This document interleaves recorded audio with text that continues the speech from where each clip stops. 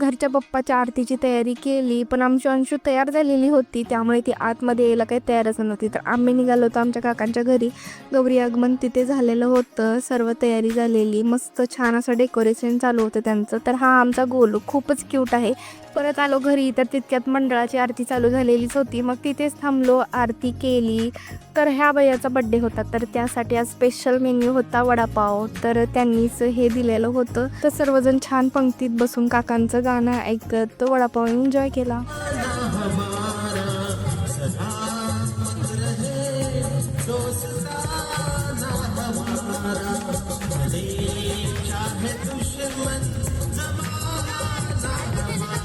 परत घरी आलो, घरच्या बाप्पाची आरती केली. आमच्या अंशू मॅडम घंटी वाजवत होत्या.